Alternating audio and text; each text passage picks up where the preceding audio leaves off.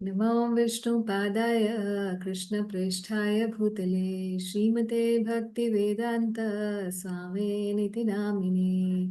नमस्ते सारस्वते देवे गौरवाणी प्रचारिणे निर्विशेष शून्यवादी पाश्चात्य देशतारिणे। जय श्री कृष्ण चैतन्य प्रभु नित्यानंद श्री अद्वैत गदाधर शिवासादि गौरभक्तवृंद।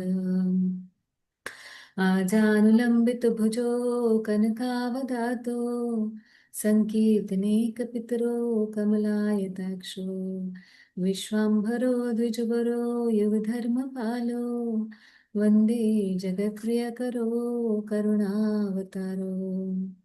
पञ्चतत्त्वात्मकं कृष्णं भक्तरूपस्वरूपकं भक्तावतारं भक्ताख्यं नमामि भक्तशक्तिकम्। नमो महावदन्याय कृष्णप्रेमप्रदायते कृष्णाय कृष्णचैतन्या नाम्ने गौरत्विषे नमः। नित्यानन्द नमस्तुभ्यं प्रेमानन्दप्रदायिने कलो कल्मषनाशाय जाह्नवापते नमः। तो आज हम प्रभुपाद जी की कृपा से चैतन्य चरितामृत स्टार्ट कर रहे हैं। और इसकी स्टार्टिंग हम इंट्रोडक्शन पढ़ेंगे सबसे पहले, जो सीसी पे इंट्रोडक्शन प्रभुपाद जी ने दिया है। तो चैतन्य चरितामृत चैतन्य महाप्रभु के चरित्र का अमृत है। चैतन्य महाप्रभु के बारे में जानना क्यों जरूरी है? तो बहुत ऑब्वियस बात है कि हम लोग क्योंकि गौड़िया वैष्णव हैं। अब गौड़िया वैष्णवों का जो अभिष्ट है वो क्या है? हमारा जो गोल है वो है राधा दास्यम। तो अगर हमारा गोल राधा दास्यम है तो फिर तो हमें राधा रानी के बारे में नहीं जानना चाहिए। क्योंकि अगर हमें दासी भाव स्वीकार करना है जिसके प्रति, तो अगर कोई व्यक्ति जानना चाहता है कि I want to be employed in Google, let's say, so वहाँ क्वेश्चन पूछा जाता है, what do you know about Google as an organization, why do you want to join Google, है ना? ऐसा कॉमन क्वेश्चन होता है एम्प्लॉयमेंट में। तो now we want to be employed in the transgender service of Shrimati Radha Rani, but why then we should not be reading about Radha Rani? Why we are reading about Chaitanya Charitamrita? Why there is no Radha Charitamrita in our संप्रदाय? मतलब अगर हम देखें तो भगवत गीता में तो complete philosophy ही है ना? कर्म ज्ञान भक्ति योग, अलग अलग कौन कौन से योग है ये बता रहे हैं भगवान। फिर भागवतम में भगवान विष्णु के अलग अलग अवतार और श्री कृष्ण की एक्सपेंशन एज, भगवान विष्णु जो हैं वो श्री कृष्ण की एक्सपेंशन, तो अलग अलग अवतारों की चर्चा है। और फिर उसके बाद स्वयं अवतारी भगवान श्री कृष्ण की चर्चा है। राधा रानी का नाम भी मेंशन नहीं है। अच्छा, फिर हमारा तीसरा प्रमुख ग्रंथ है चैतन्य चरितामृत। इसमें तो महाप्रभु के बारे में है। तो भाई बच्चा कहाँ, हम कहाँ पे हम राधा रानी के बारे में सुनेंगे? जहाँ एम्प्लॉयमेंट चाहिए उनके बारे में तो सुना ही नहीं। तो राधा दास्यम हमें कैसे प्राप्त होगा? तो राधा रानी के बारे में हम क्या जानेंगे, क्या जानते हैं हम राधा रानी के बारे में कि हमें उनके प्रति आकर्षण होगा और हमें लगेगा कि हाँ ये वो गति है जो मैं प्राप्त करना चाहता हूँ या चाहती हूँ। तो इसीलिए ये एक बहुत बड़ा रीजन होता है जिसकी वजह से a lot of devotees join different sampradayas.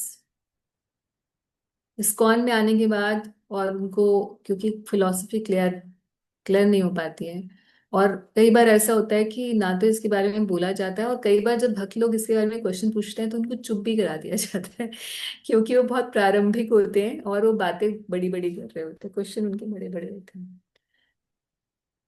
तो इस वजह से डिस्करेज होके बहुत सारे डिवोटीज इधर उधर चले जाते हैं जहाँ पे खुली चर्चा राधा रानी की हो रही होती।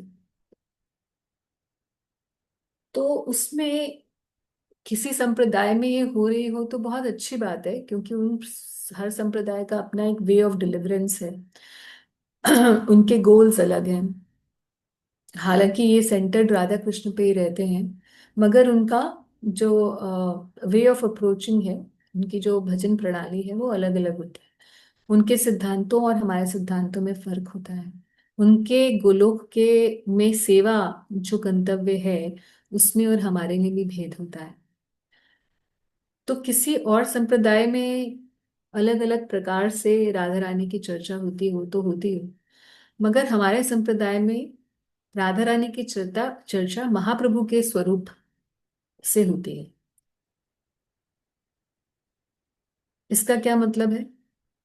इसका मतलब ये है कि चैतन्य महाप्रभु, हालांकि स्वयं अवतारी श्री कृष्ण ही हैं, मगर क्योंकि उन्होंने स्वभाव श्रीमती राधा रानी का लिया हुआ है, उनके जो एक्टिविटीज हैं वो कैसी हैं, जैसे श्रीमती राधा रानी की हैं। वो प्रीचिंग कैसे करते हैं, जैसे श्रीमती राधा रानी करती हैं। वो कृष्ण के लिए आतुर कैसे हैं, जैसे श्रीमती राधा रानी हैं। वो कृष्ण का चिंतन कैसे करते हैं, जैसे श्रीमती राधा रानी करती हैं। वो जगन्नाथ का दर्शन कैसे करते हैं, जैसे श्रीमती राधा रानी करती हैं। वो किन के साथ रहते हैं, जिनके साथ श्रीमती राधा रानी रहते हैं, स्वरूप दामोदर और और रामानंद राय, जो कि स्वयं ललिता और विशाखा जी हैं। तो महाप्रभु महाप्रभु श्री कृष्ण नहीं है, स्वभाव से वो राधा रानी है, क्योंकि कंबाइंड है तो श्री कृष्ण, मगर स्वभाव श्रीमती राधा रानी का है।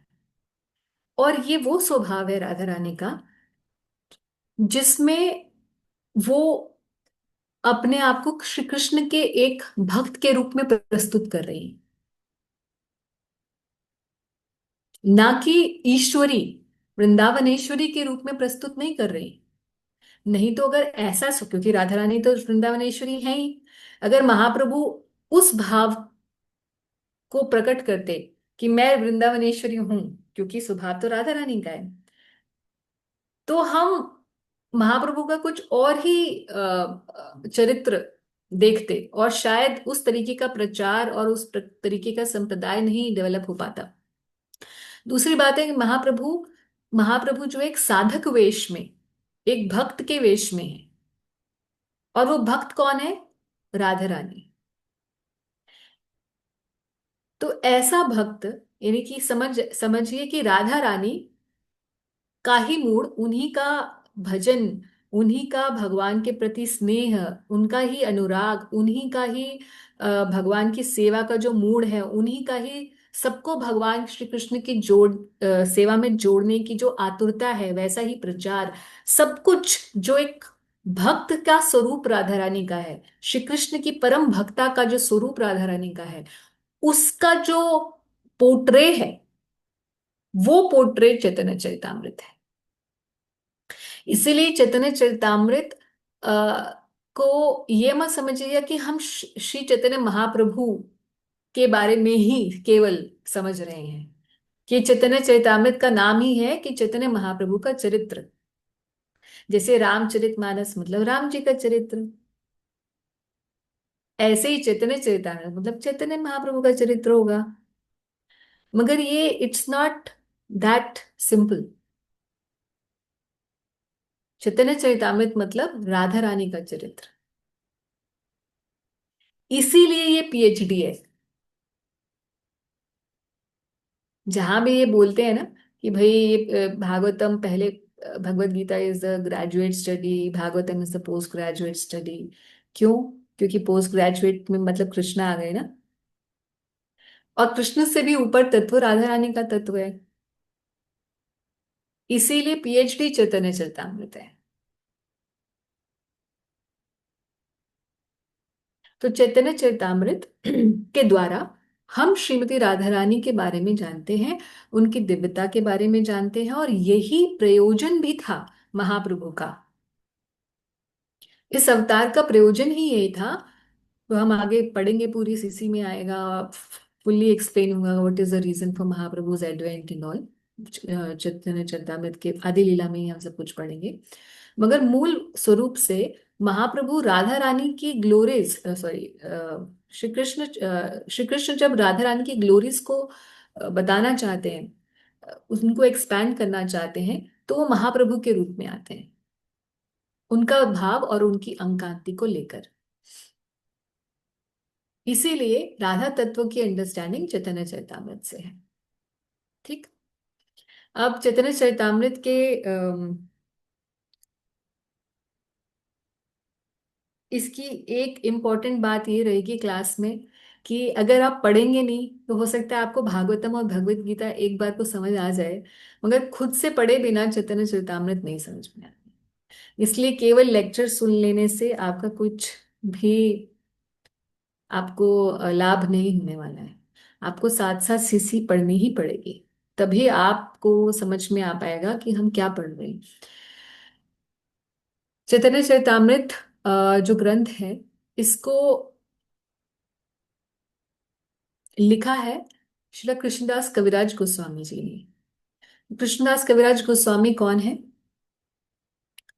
कृष्णदास कविराज गोस्वामी रघुनाथ दास गोस्वामी के डिसाइपल थे।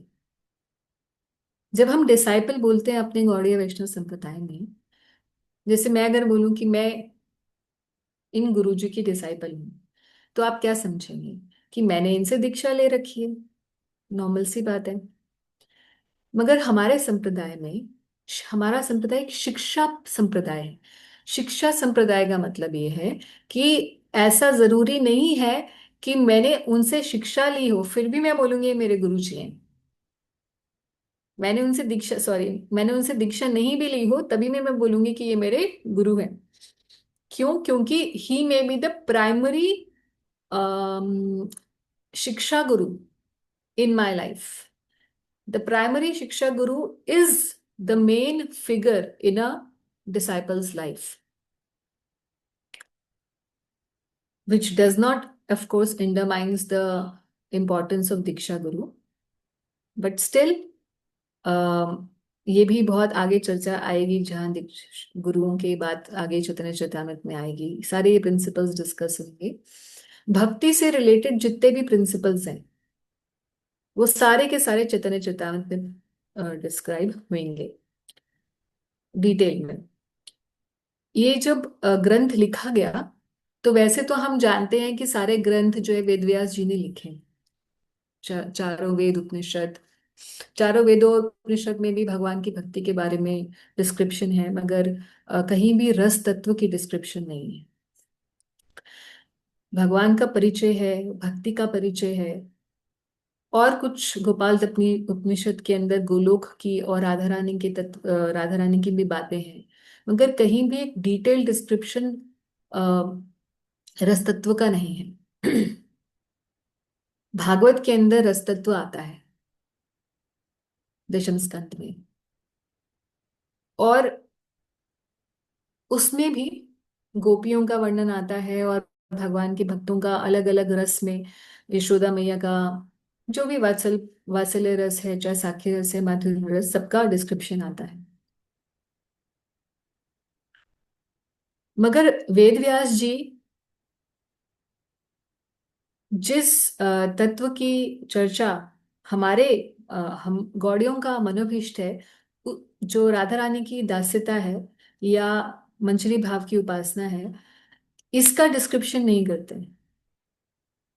इसीलिए हमारे आचार्यों में कृष्णदास कविराज गोस्वामी, जो रघुनाथ दास जी के डिसाइपल हुए, शिक्षा डिसाइपल, उन्होंने श्री मदन मोहन जी के, राधा मदन मोहन जी जो हमारे ब्रज के राधा मदन मोहन जी हैं, हमारे गौड़ियों के प्राइमरी डीटी है, संबंध आचार्य हैं, संबंध विग्रह हैं, उनके निर्देश पर और नित्यानंद प्रभु के आदेश पर उन्होंने चैतन्य चरितामृत लिखी। इसका बेसिस क्या था? कैसे उनको, जैसे श्रीमद् भागवतम की बिगनिंग में वेद व्यास जी के बारे में आता है कि जब वो सरस्वती नदी के किनारे पर बैठे थे बद्रिक आश्रम में, तो उन्हें भागवत के बारे में सब कुछ रिवील हुआ। First canto fourth fifth chapter में डिस्क्राइब्ड है कि सारी जो भागवतम का ज्ञान है, वेद व्यास जी को भगवान की कृपा से वहां बैठकर, वो तो खैर स्वयं ही भगवान वेद व्यास जी हैं, बट डिस्क्रिप्शन ऐसे आता है कि all the Vedic literature was revealed to him. तो क्या चैतन्य चरितामृत, चैतन्य महाप्रभु के जाने के बाद कृष्णदास कविराज गोस्वामी आए, तो क्या उन्हें भी ये रिवील हुई थी महाप्रभु की लीलाएं? Of course this is possible, but mainly what forms the basis of Chaitanya Charitamrita are the notes of Murari Gupta and the personal diaries of Swarup Damodar Goswami. अब आप में से ऐसे कितने भक्त हैं जिन्हें ये नहीं पता कि मुरारी गुप्त कौन है?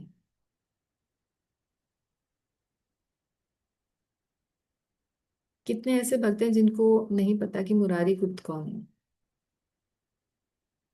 कोई, सबको पता है इसका मतलब? जो शुभा माता जी को नहीं पता, एवरीबडी एल्स नोज। ठीक है, ग्रेट। और अरे स्वरूप दा, नहीं पता जी। अच्छा मोनिका जी को नहीं पता। Anyone else who doesn't know? नहीं पता माता जी।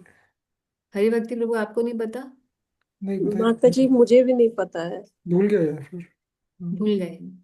सुना होगा डेफिनेटली डिवोटीज ने, हाँ मगर सुना तो हुआ है, मतलब ओके। माता जी मैंने भी सुना हुआ है पर याद नहीं आ रहा भैया।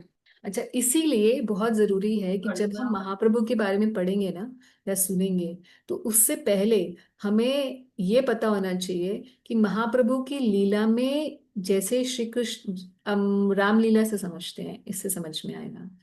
श्री राम जो है, राम जी के चरित्र में जो राम जी हैं, वो कृष्ण लीला में कौन है? राम जी कौन है कृष्ण लीला में? कृष्ण है, राइट। और लक्ष्मण जी कौन है कृष्ण लीला में? बलराम।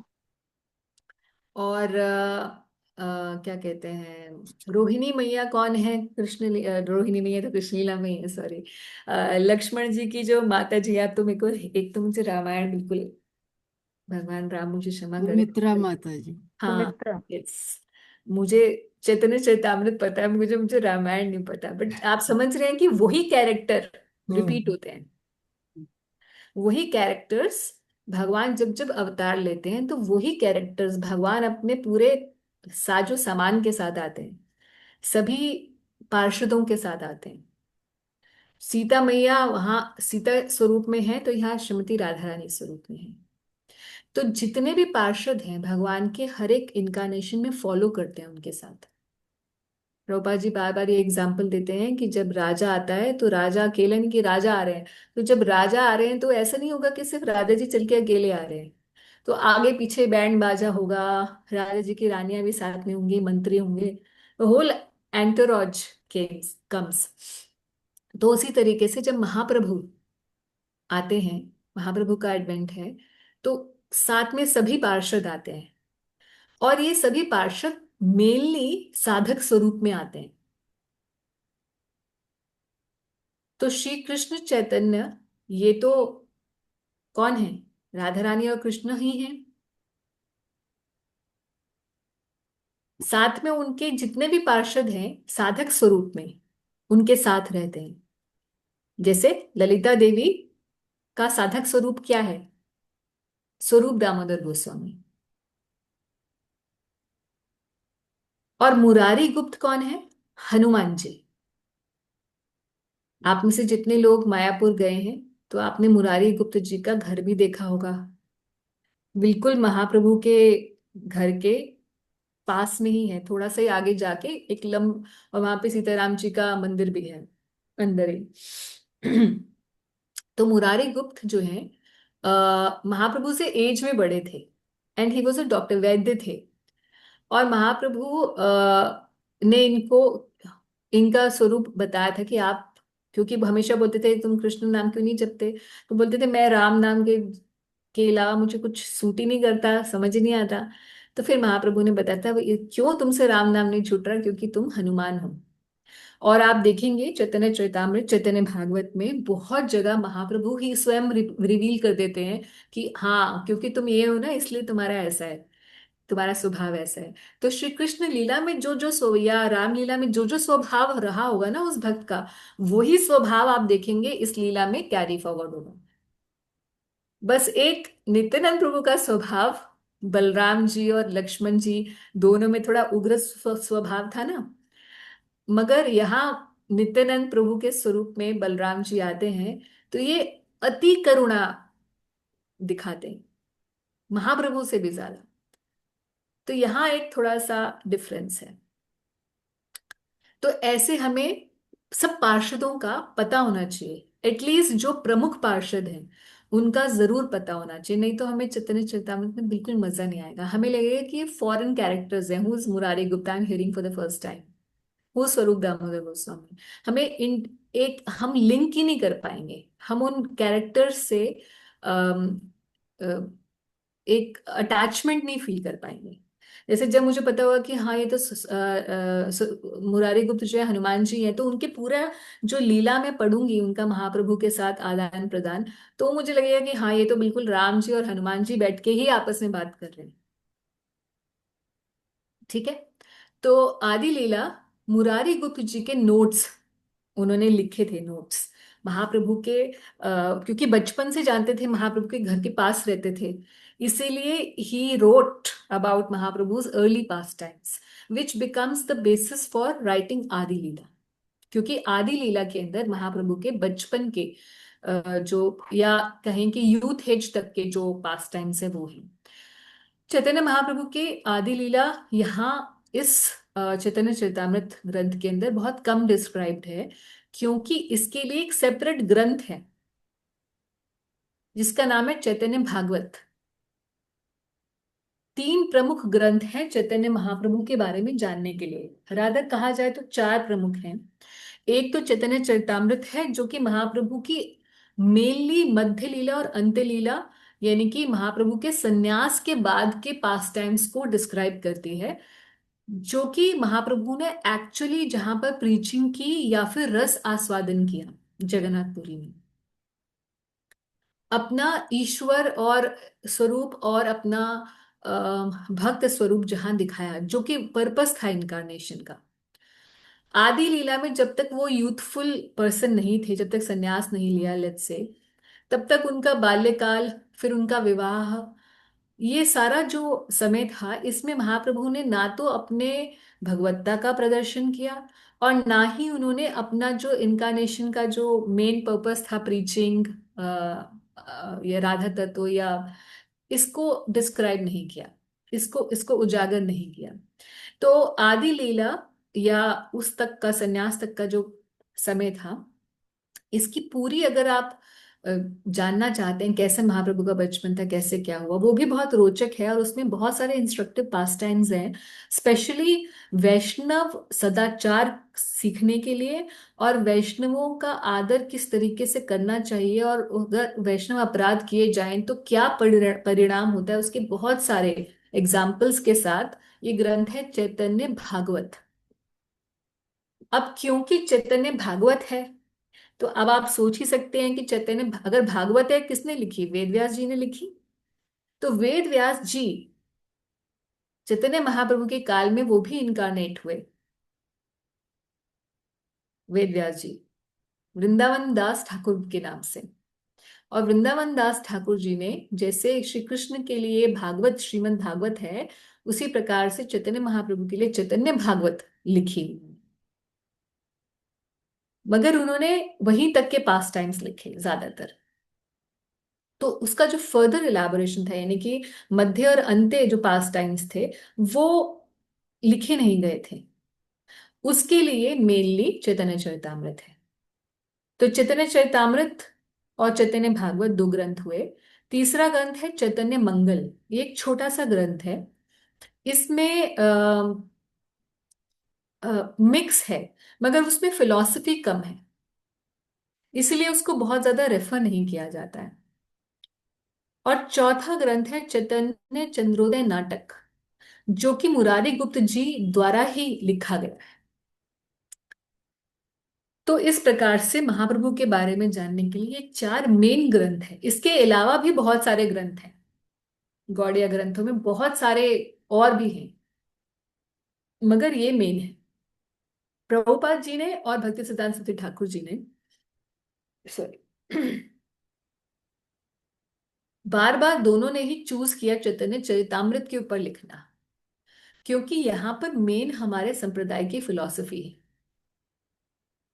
तो भक्ति सिद्धांत सरस्वती ठाकुर जी ने भी अपनी कमेंट्री लिखी है, प्रभुपाद जी ने भी लिखी है। चैतन्य भागवत भक्ति सिद्धांत सरस्वती ठाकुर जी की कमेंट्री के साथ भी आती है, तो वो भी पढ़ी जा सकती है। मगर मेन फिलॉसफी समझने के पर्सपेक्टिव से, अगर हमें चरित्र समझना है राधा रानी का, जैसे again going back to that, तो हमें चैतन्य चरितामृत पर फोकस करना होगा। अब चैतन्य महाप्रभु का हमने पहले भी एक बार शायद महाप्रभु के अपेरेंस डे पर डिस्कस किया था, I am not sure, but Mahaprabhu के एडवेंट के बारे में दो कथाएं तो आती हैं। एक कि महाप्रभु का हम एडवेंट हमें मानते हैं, महाप्रभु का जो प्राकट्य है वो हम मानते हैं कि नवद्वीप में हुआ, और सची माता के घर पे, जगन्नाथ मिश्र प्रभु के घर पे हुआ। मगर इसकी बिगिनिंग जो है वो श्री कृष्ण लीला में ही शुरू हो गई थी, जहाँ इमली तला है, जमुना जी के किनारे वृंदावन में एक स्थान है जिसका नाम है इमली तला।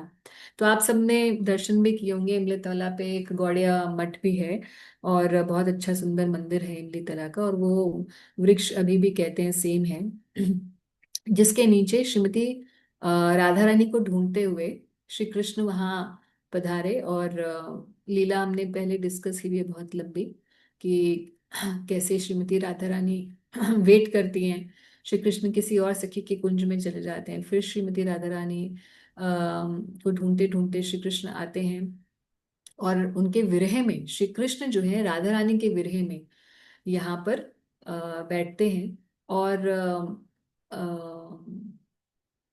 इस इमली के वृक्ष के नीचे बैठते हैं। और उसके बाद जो है राधा रानी का नाम जप करते करते उनका गौर वर्ण हो जाता है। और जब श्रीमती राधा रानी अपनी सखियों के साथ वहां पधारती हैं, तो राधा रानी देखती हैं कि हैं तो श्री कृष्ण, मगर कलर तो सेम नहीं है, श्याम वर्ण तो है नहीं, ये क्या। फिर पूछती हैं आप कि क्या हुआ श्री कृष्ण, श्याम सुंदर आपको क्या हुआ। तो फिर श्री कृष्ण बताते हैं कि ये जो विरह का स्वरूप है, प्रेम के जो विरह का स्वरूप है, ये मैं प्रकट करूंगा कलयुग के अंदर। तो एक तो ये हमें नरेशन मिलता है श्री कृष्ण लीला में कि पहले ही महाप्रभु का स्वरूप प्रकट हो गया था। और एक हमें मिलता है जहाँ द्वारका में भगवान श्री कृष्ण जब देखते हैं अपनी ही मोहिनी सूरत को, और सोचते हैं कि ये व्यक्ति कौन है जो इतना सुंदर और सलोना है, अपने ही रूप पर वो जो मोहित हो जाते हैं। और फिर वो ये लीला जिस प्रकार से आती है कि भगवान ये डिसाइड करते हैं कि I will take a incarnation as a devotee of my own self to see how it feels to be my devotee। क्योंकि मैं तो हमेशा भगवान ही रहा हूं, तो मैं तो कभी भक्त बना ही नहीं, तो मुझे पता ही नहीं है कि भक्त लोग कितना कितना उनको प्रेम मुझसे होता है, और उस प्रेम में उनको क्या फीलिंग आती है, क्या मजे आते हैं मेरे साथ भक्त बन के, उन्हें क्या मजे आते हैं। तो ये मजा मैं भी चखना चाहता हूँ, इसीलिए भगवान भक्त का स्वरूप लेकर आते हैं। तो कोई ये ना समझे कि महाप्रभु का जो इनकारनेशन है वो ऐसे ही है जैसे भगवान नरसिंह का हुआ, भगवान राम का हुआ, भगवान मत्स्य अवतार है, या कुर्म अवतार है, वामन अवतार है। तो अलग अलग अवतार हैं, वैसे ही चैतन्य महाप्रभु का भी एक अवतार है ना।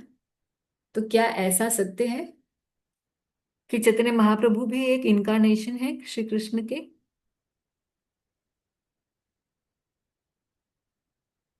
क्या कहते हैं आप? क्या महाप्रभु एक इनकारनेशन है?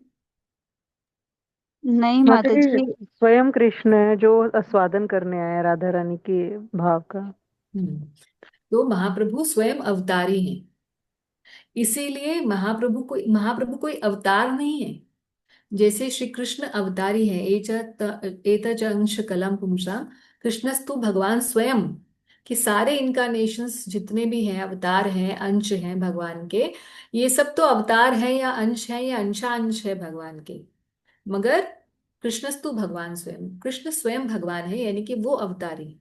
उसी प्रकार से चैतन्य महाप्रभु स्वयं अवतारी हैं। चैतन्य महाप्रभु कोई अवतार नहीं है।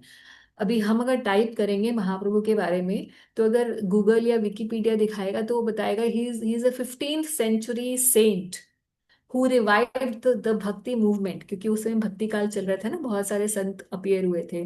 तुलसीदास जी हुए, कबीरदास जी हुए, बहुत सारे संत उस समय आए, मीराबाई जी हुई। तो if he is a 15th century saint, क्यों ऐसा है? क्योंकि पहली बात तो, एक तो लोग भगवान के स्वरूप में महाप्रभु को नहीं जानते, और जो भगवान के स्वरूप में जानते हैं वो भी ये नहीं जानते कि चैतन्य महाप्रभु स्वयं श्री कृष्ण है। तो स्वयं श्री कृष्ण है, मगर गौर वर्ण है, यानी कि combined form of Radha and Krishna है। अब अगर वो combined form of Radha and Krishna है, तो क्या कोई समय ऐसा था कि जब कि श्री कृष्ण और राधा रानी कंबाइन हुए, या वो हमेशा से कंबाइंड थे? जब अवतार लेना होता है तो भगवान अपना आगे एक्सपेंशन करते हैं ना। तो क्या जब चैतन्य महाप्रभु का प्रकट हुआ, अवतार हुआ, तो क्या श्रीमती राधा रानी और कृष्ण ज्वाइन हो गए टू फॉर्म चैतन्य महाप्रभु? सो ऐसे क्वेश्चंस के आंसर के लिए जगदानंद पंडित ने एक बहुत सुंदर अ, बात बताई है। उनके द्वारा एक ग्रंथ है। जगदानंद पंडित कौन है? महाप्रभु के पार्षद हैं। और ये कृष्ण लीला में कौन है, जब तक आप नहीं समझेंगे तब तक आपको समझ में नहीं आएगा कि ये जगदानंद पंडित कौन है, ये क्यों बोल रहे हैं कुछ भी। जगदानंद पंडित स्वयं सत्यभामा जी हैं। श्री कृष्ण लीला की सत्यभामा जी चैतन्य चैतामृत में चैतन्य महाप्रभु की लीला में जगदानंद पंडित हैं। तो बताते हैं जगदानंद पंडित जी कि श्रीमती राधा रानी और श्री कृष्ण दोनों ही पहले, जब श्री कृष्ण ने ये सोचा कि मुझे आ, रस का आस्वादन करना है, तो उन्होंने अपने ही स्वरूप से श्रीमती राधा रानी को प्रकट किया। तो राधा कृष्ण एक ही हैं, मगर रस के आस्वादन के लिए दो दो अलग देह के स्वरूप में दिखाई देते हैं। और फिर जब ये दोनों कंबाइन हुए तो चैतन्य स्वरूप हो गया।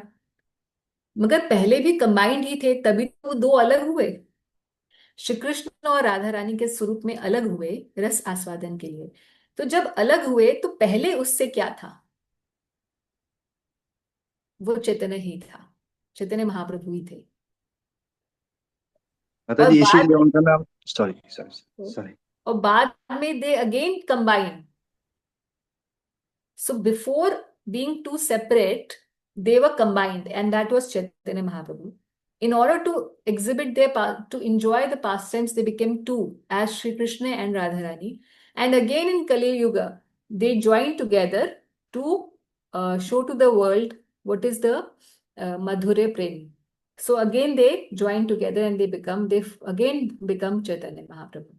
So ऐसा नहीं है, उन ऑथर जगनानंद पंडित जी बोलते हैं कि कोई ये ना समझे कि एक इनकारनेशन लेने के लिए, एक अवतार लेने के लिए दोनों ज्वाइन हुए। क्योंकि जब ये दोनों अलग पृथक हुए, उससे पहले भी वो जब टुगेदर थे तो महाप्रभु ही थे। इसीलिए महाप्रभु अपने नित्य धाम में, जैसे हर एक इनकारनेशन का, हर एक अवतार का एक अलग अलग धाम है नित्य वैकुंठ के अंदर, उसी तरीके से महाप्रभु महाप्रभु का भी अपना धाम है, जो नित्य श्वेत द्वीप कहा जाता है, जिसको, जो कि गोलोक का ही एक पार्ट है, क्योंकि ये राधा कृष्ण ही है। और मायापुर या नवद्वीप की रचना के बारे में भी ऐसा ही बताया जाता है कि श्रीमती राधा रानी ने जब देखा कि श्री कृष्ण विरजा नाम की एक गोपी के साथ हैं, और उन्होंने देखा कि कभी श्री कृष्ण किसी और दल की गोपी के साथ होते हैं, क्योंकि ये स्पर्धा प्रेम कलह चलती रहती है ब्रज के अंदर, इसलिए ऐसा ना कोई सोचे कि ओ श्री कृष्ण किसी और गोपी के साथ हैं, मतलब वो कोई कैसनोवा पर्सनालिटी है। ये प्रेम के वर्धन के लिए ब्रज में नित्य ऐसी सब लीलाएं चलती रहती हैं। तो राधा रानी ने अपने सखियों से बोला कि ये ब्रज धाम तो बहुत ही मुझे अतिशय प्रिय है, और ये मेरे और श्री कृष्ण की लीलाओं के लिए सबसे उपयुक्त जगह है। मगर फिर भी क्योंकि ऐसा मैं चाहती हूँ कोई ऐसा स्थान हो जहां पे केवल और केवल मेरे दल की गोपियां ही प्रवेश कर सकें, जहां पे श्री कृष्ण के साथ हम अपना एक स्पेशल हमारा प्लेस होना चाहिए, जहां पे किसी और मूड की, जिसका और मूड हो, ऐसी कोई गोपी ना एंटर कर सके। तो राधा रानी ने स्वयं नवदीप धाम की रचना की। और श्री कृष्ण जब उस नवदीप धाम में पधारे, राधा रानी ने वहां बैठ के श्री कृष्ण के लिए जो जो श्री कृष्ण को पसंद है वैसा नव वृंदावन निर्माण किया। और वहां पे जब श्री कृष्ण को एक बांसुरी वादन करके राधा रानी ने बांसुरी वादन किया और श्री कृष्ण वहां जब पधारे, तो श्री कृष्ण ने बोला कि ये स्थान मुझे इतना प्रिय है, नव वृंदावन, जिसको नवद्वीप के नाम से आगे आने वाले समय में लोग जानेंगे, जो भी यहाँ पर हमारी उपासना करेगा उसे हमारे सखी भाव की प्राप्ति होगी। तो जो स्पेसिफिक इनकारनेशन है महाप्रभु का, वो राधा रानी की लीनेज को ही बढ़ाने के लिए है। और जो हमारा महाप्रभु का धाम है वो भी राधा रानी की ही लीनेज को आगे बढ़ाने के लिए है। तो इसीलिए प्रभुपाद जी कहते हैं कि Chaitanya Charitamrita is not for novice, नए लोगों के लिए नहीं है। प्रभु जी, आपको कोई क्वेश्चन था? Because I am going to turn to Prabhupada introduction now. Ritudev Prabhu ji, आप कुछ बोलना चाह रहे थे क्या? नहीं माता जी, वो आ गया था सही यहीं पे। अच्छा, ओके, ठीक है। So how we want to start it.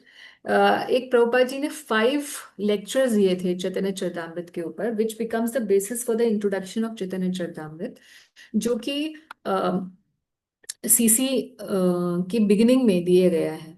मैं चाह रही थी, अभी मेरे पास आज तो, क्योंकि मैंने आपको बताया कि आई वाज डाइसी कि मुझे भागवत कंटिन्यू करनी है, ये सीसी करना है, तो इसलिए मैं हिंदी वर्जन नहीं कर पाई। बट आई रिक्वेस्ट अरुणोदय प्रभु जी की अगर वो हिंदी में सीसी का पीडीएफ अवेलेबल कर दें तो it will be easy for us to read, क्योंकि ऑलरेडी जो the matter is difficult to comprehend, और अगर इंग्लिश में होगा तो कुछ भक्त लोग और भी ज्यादा डिफिकल्ट उनके लिए हो जाएगा। और अनदर थिंग इज कि क्योंकि यहाँ पर इंग्लिश और बंगाली में दिया होगा प्यार, तो ना तो हमें बंगाली को इंग्लिश में पढ़ना बहुत मुश्किल है, और बंगाली तो हमें पढ़ने नहीं आती, तो फिर हमें हिंदी की जरूरत पड़ेगी प्यार पढ़ने के लिए। तो प्रभुपाद जी के कुछ शब्दों से शुरू करते हैं चैतन्य Charitamrita. Actually, the Chaitanya Charitamrita is not intended for the novice, for it is the postgraduate study of spiritual knowledge. Ideally, one begins with Bhagavad Gita and advances through Srimad Bhagavatam and Chaitanya Charitamrita. All हालांकि प्रभुपाद जी मना नहीं कर रहे हैं कि आप पढ़ नहीं सकते अगर आपने भागवत नहीं पढ़ी है तो। Although these great scriptures are on the same absolute level, for the sake of comparative study, the Chaitanya Charitamrita is considered to be on the highest platform. Every verse in it is perfectly composed. Prabhupada ji introduction देते हैं क्या, आदि लीला में क्या क्या है, वो हम लोग आगे पढ़ेंगे। श्री रूप Goswami, a confidential devotee, taught for more than 10 days. महाप्रभु ने मतलब उनको 10 दिन के लिए शिक्षा दी थी। उनके द्वारा ये रचित है महाप्रभु का प्रणाम मंत्र। नमो महावदन्याय कृष्ण प्रेम प्रदायते कृष्णाय कृष्ण चैतन्य नामने गौरतीशे नमः। I offer my respectful obeisances unto the Supreme Lord Krishna Chaitanya, who is more magnanimous than any other avatar. Even Krishna himself, because he is bestowing freely what no one else has ever given, pure love of Krishna. तो कोई दान में दे दे, वो भी ऐसी वस्तु जो कि 4 पुरुषार्थों से भी ऊपर हो, धर्म अर्थ काम मोक्ष से भी ऊपर हो, और उसे फ्री में दे दे, फ्री में ले जाओ, तो उससे बड़ा दानी कौन हो सकता है? कोई थोड़ा सा चंदा देता है तो उसको नाम हर जगह आ जाता है कि इसने ये दिया ये दिया, मगर ऐसा दान दे देना जो 4 पुरुषार्थों से भी ऊपर की वस्तु का, और वो भी लिबरली दान दे देना, इससे ज्यादा दानी कौन हो सकता है? इसलिए नमो महावदन्याय नाम है महाप्रभु का। हर इनकारनेशन का कुछ ना कुछ पर्पस होता है। भगवान राम आए तो रावण का वध करने के लिए आए, और मेन जो पर्पस इनकारनेशन का था। और भगवान कुर्म हैं तो भगवान सागर मंथन को हेल्प करने के लिए आए। भगवान वामन का रूप लेकर आए तो भगवान बलि महाराज का उद्धार करने और इंद्र का भी उद्धार करने के लिए आए। मगर महाप्रभु के का जो ये स्वरूप है, ये इसका बहुत स्पेशल पर्पस है। उस पर्पस में से एक इम्पॉर्टेंट पर्पस ये है कि फ्रीली उस चीज को देना, कलयुग के ऐसे हम जैसे लोगों के लिए जो कि उसके लायक बिल्कुल ना हो, उसको बहुत बड़ी चीज दे देना। तो महाप्रभु के जो स्वरूप है, महाप्रभु का जो ये इनकारनेशन है, ये हम लोगों के लिए बहुत ज्यादा इम्पोर्टेंट है। क्योंकि कितनी भी मेहनत और कितनी भी साधना करके हम श्री कृष्ण को और राधा रानी को पा नहीं सकते। इसका मतलब ये नहीं है कि हमें कोई कमी छोड़नी है अपनी साधना में, मगर बात यह है कि वो हर साधना से ऊपर है। और ना ही हमने हमारे अंदर इतनी शक्ति रह गई है कि हम उस तरीके की साधनाएं कर सकें भगवान को पाने के लिए। तो जब तक कृपा की वर्षा नहीं होगी, तब तक भगवान को पा पाना बहुत मुश्किल है। और श्री कृष्ण और राधा रानी डायरेक्टली मिल जाना ये बहुत मुश्किल है। इसीलिए महाप्रभु के रूप में उन्हें पाना ये बहुत ज्यादा आसान है, क्योंकि वो इस रूप में अपने को देने ही आए हैं। ये पर्पस ही है इनकारनेशन का। इसीलिए इस स्वरूप में भगवान को पूजना ये उनको पाने की सरलतम विधि है। Lord Chaitanya's teaching begin from the point of surrender to Krishna. तो शुरुआत ही यहाँ पर वहां से होती है जहां भगवत गीता खत्म होती है। भगवत गीता कहाँ खत्म होती है? 18वें अध्याय में, जहां भगवान बोलते हैं कि सर्वधर्मान परित्यज्य मामेकं शरणं व्रज। मगर महाप्रभु की तो टीचिंग्स यहाँ से शुरू हो रही हैं। अच्छा, हम में से अभी कोई भी ऐसा नहीं है जो ये कह सकता है कि हम फुल्ली सरेंडर्ड हैं। तो भगवत गीता भी पूरी हमने अपने जीवन में आत्मसात कर नहीं रखी है, बट फिर भी हम महाप्रभु की कृपा से आगे बढ़ने का प्रयास करेंगे।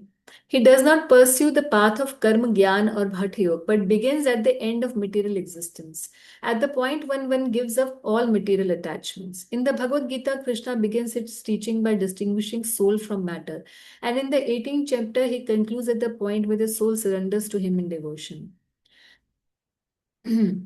uh, Rupa Goswami thus praises Lord Chaitanya as the most munificent incarnation of all, for he gives the greatest gift by teaching the highest form of devotional service. In other words, he answers the most important inquiries that anybody can make. जो भी भक्ति के पथ पे जो जो भी प्रश्न हमारे आ सकते हैं, वो चैतन्य चरितामृत में उसके आंसर्स हैं।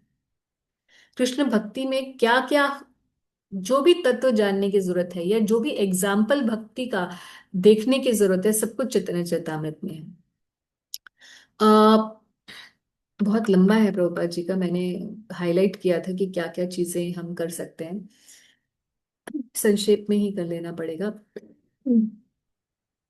सो प्रभुपाद जी बता रहे हैं कि महाप्रभु का सबसे बड़ा गिफ्ट ये है कि वो माधुर्य भक्ति देने आए। Teaching that Krishna can be treated as a lover, क्योंकि हर कोई ये सोचता है कि अच्छा, ज्यादातर लोग तो क्या सोचते हैं, भगवान हमारे माता पिता जैसे हैं, भगवान परम पिता हैं, इनसे ये मांग लो, ये मांग लो, ये मांग लो। मंदिर जाती आंखें बंद, ये भगवान मुझे ये दे दो, ये दे दो, ये दे दो, ये दे दो, है ना। तो this is how we also started. और हमें लगता था ऐसा ही होता है कि मंदिर या गुरुद्वारे तो जाना ही इसलिए होता है कि हाथ जोड़ के बस भगवान से मांग के आ जाओ कुछ। पर यहाँ पर ये नहीं है। यहाँ पर ये धर्म वो नहीं है। ये धर्म है गौड़िया वैष्णविज्म में कि हम भगवान के लिए क्या कर सकते हैं। Because one lover thinks how can I please my beloved. तो गोपी भाव इसकी पराकाष्ठा है। हालांकि हर भाव में भक्त भगवान को उसके खुद के सुख की वांछा नहीं होती है। स्वसुख वांछा से हमेशा ही कोई भी जो भक्त होता है वो शून्य होता है, स्वसुख की वांछा नहीं होती। मगर गोपियों में स्वसुख की वांछा बिल्कुल जीरो है उस रिलेशनशिप में। तो ऐसा गोपियां ऐसा नहीं है कि they want to enjoy with Krishna, They want to be enjoyed by Krishna, to please Krishna. सो ये जो बहुत ही निश्चल प्रेम है, ये सिखाने के लिए महाप्रभु आए, गोपी भाव को स्थापित करने के लिए महाप्रभु आए। तो महाप्रभु बता रहे हैं, प्रभुपाद जी बता रहे हैं कि Chaitanya Mahaprabhu informs us that in every country and in every scripture there is some hint of love, but no one knows what love of Godhead actually is. The Vedic scripture, however, are different in that they can direct the individual in the proper way to love God. Other scriptures do not get information on how we can love God. But Mahaprabhu gives a practical demonstration of how how to love God in conjugal relationship. Taking the part of Srimati Radharani, Chaitanya Mahaprabhu tried to love Krishna as Radharani loved him. इसीलिए गौड़ियास राधा रानी को महाप्रभु के through जानने की कोशिश करते हैं। अच्छा, ऐसा क्यों नहीं कि राधा रानी को हम डायरेक्टली क्यों नहीं जान सकते? क्योंकि जब हम राधा रानी को स्वामिनी के स्वरूप में जानेंगे ना, ब्रज की स्वामिनी के स्वरूप में, तो साधक हम साधना करना नहीं सीख पाएंगे, क्योंकि हमारे पास राधा रानी का एग्जाम्पल एज स्वामिनी होगा, नॉट एज साधक, एज अ डिवोटी नहीं होगा। इसीलिए डायरेक्टली राधा रानी को एज अ स्वामिनी स्वरूप में जान पाने से हमें आगे बढ़ने में लाभ नहीं मिलेगा। इसलिए महाप्रभु के स्वरूप में जानने से भक्त को लाभ मिलेगा और वो जल्दी महाप्रभु के माध्यम से राधा रानी की पास पहुंच पाएगा। जैसे मान लीजिए कि आपका कोई फ्रेंड हो, वो लॉयर हो या डॉक्टर हो, और आप उसके साथ बचपन से चल रहे हैं, बहुत अच्छा आना जाना है, सब कुछ है, मगर आप बीमार हो रखे हैं, आपने उसे बताया ही नहीं कि मैं बीमार हूं या कुछ है, तो वो आपकी हेल्प नहीं कर पाएगा, even though his doctor, he is capable, because you are relating to him only as a friend, not as a doctor and patient,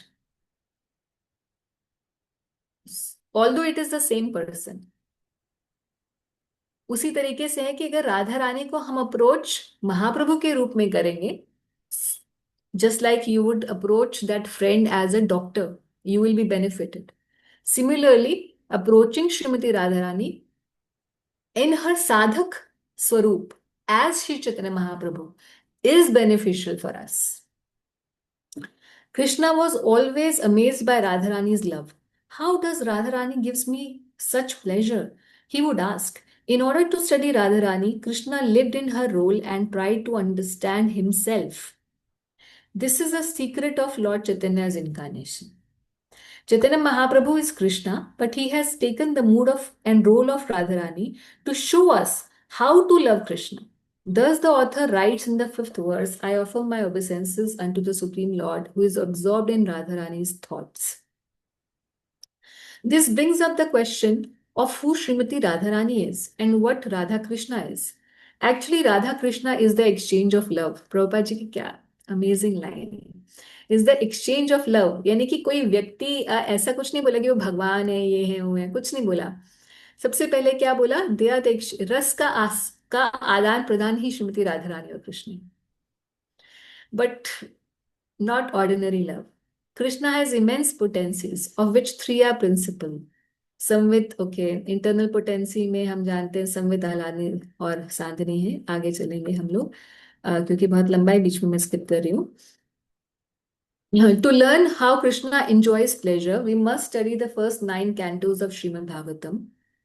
And then we should study the 10th canto, in which Krishna's pleasure potency is displayed in his pastimes with Radharani and the damsels of Raj.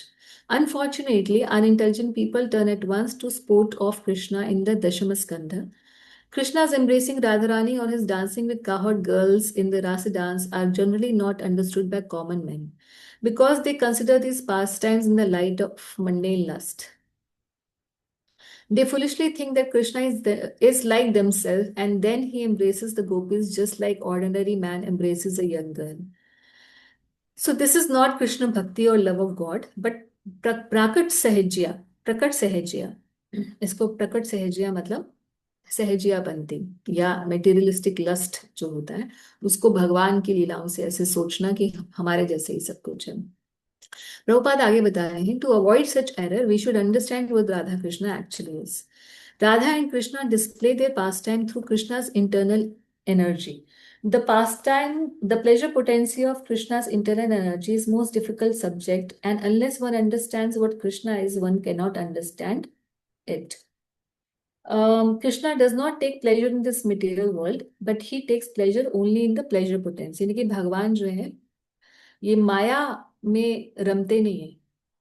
भगवान हमेशा अपने स्वरूप में ही रमते हैं, या अपनी जो स्वरूप शक्ति है श्रीमती राधा रानी, उन्हीं के साथ रमण करते हैं। Because we are part and parcel of Krishna, okay, we the object of Krishna's pleasure potency is Radharani. Krishna exhibits his potency as Radharani and then engages in loving affairs with her. In other words, Krishna does not take pleasure in the external energy, but exhibit his internal energy as Radharani and then enjoys with her. Thus, Krishna manifests himself as Radharani. यानी कि श्री कृष्ण अपने आप को ही राधा रानी के स्वरूप में प्रकट करते, himself as Radharani, in order to enjoy his internal pleasure potency. Of many extensions, expansions and incarnation, this pleasure potency is the foremost and the chief. तो हम जानते हैं, हमने ये पढ़ा हुआ है भागवत में, आपको चार्ट दिखाती हूँ, आपको याद आएगा फर्स्ट कैंटो थर्ड चैप्टर में, कि श्री कृष्ण वो एक्सपैंड करते हैं एज बलराम, फिर उससे नारायण आते हैं, नारायण से अलग अलग अवतार आते हैं, है ना, बहुत ऐसे हमने चर्चा की थी, अगर किसी को याद हो तो। मगर इन सभी एक्सपेंशंस और इनकारनेशंस की एक्सपेंशन से पहले भी भगवान की एक एक्सपेंशन है जो इस चार्ट में नहीं है, जिसको प्रभुपाद जी वहां इंट्रोडक्शन में बता रहे हैं सीसी के, वो है श्री कृष्ण का सबसे पहला एक्सपेंशन है एज श्रीमती राधा रानी।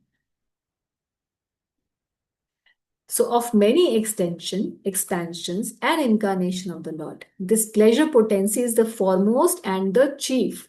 मतलब श्री कृष्ण ही स्वयं राधा रानी है। It is not that Radha Rani is separate from Krishna. ऐसा नहीं है कि ये अलग है, ये एक लड़की और लड़का है, ऐसा नहीं है।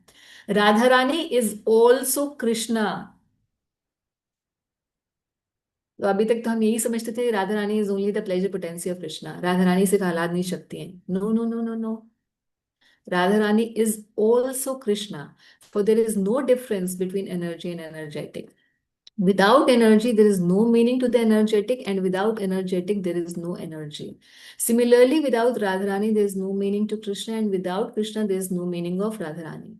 Because of this, Vaishnava philosophy first of all pays obeisances to and worships the Supreme Lord. तो प्रभुपाद बता रहे हैं जैसे राधा कृष्ण, लक्ष्मी नारायण, सीताराम, इस प्रकार से। So Radha Krishna are one, ये एक ही हैं। And when Krishna desires to enjoy pleasure, he manifest himself as Radha Rani, अपने को ही प्रकट करते हैं एज राधा रानी। तो केवल एक ब्रज गोपी नहीं है, स्वयं श्री कृष्ण का सबसे पहला एक्सपेंशन ही राधा रानी है।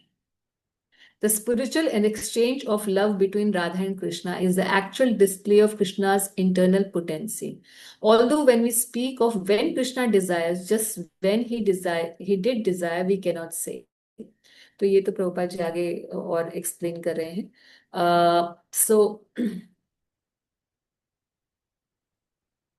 ओके, सो यहाँ पर आप चैतन्य चरितामृत के इंट्रोडक्शन को हम लोग, मैं पूरा नहीं पढ़ूंगी क्योंकि प्रभुपाद जी के 5 लेक्चर्स की समरी है, तो हम फिर इंट्रोडक्शन ही पढ़ते रह जाएंगे। What we will do now is to see कि आदि लीला के अंदर, क्योंकि हम अगली बार से आदि लीला शुरू करेंगे, तो आदि लीला में क्या है। पहले तो हमने वापस आते हैं इसके ऊपर कि चैतन्य चरितामृत का लेआउट हम लोग जो देख रहे थे वो कैसा है। आदि लीला में 17 अध्याय हैं, जिसमें से पहले 7 अध्याय, आदि लीला बहुत टेक्निकल है।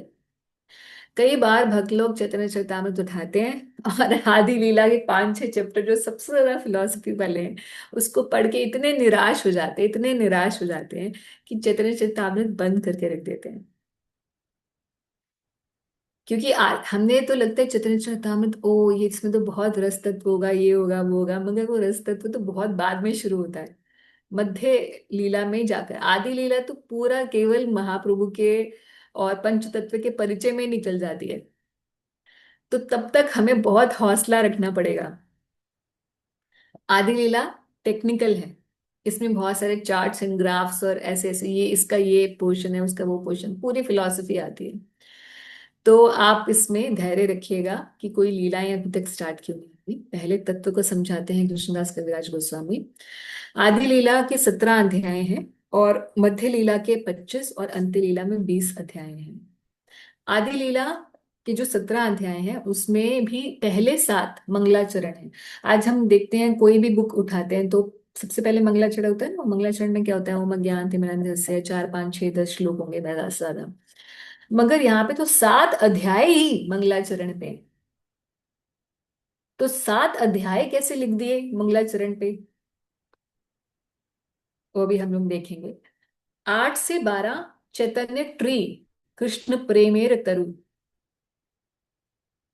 ये chapters 8 to 12 Mahaprabhu Chaitanya tree मतलब क्या है कि हमारे गौड़िया वैष्णव यानी कि चैतन्य महाप्रभु की जो लीनेज आई, परंपरा आई, उसमें क्या क्या शाखाएं हैं। एक नित्यानंद प्रभु एक शाखा है, जिनसे आगे और बहुत सारे उनके डिसाइपल, फिर उनके डिसाइपल के डिसाइपल, फिर उनके डिसाइपल।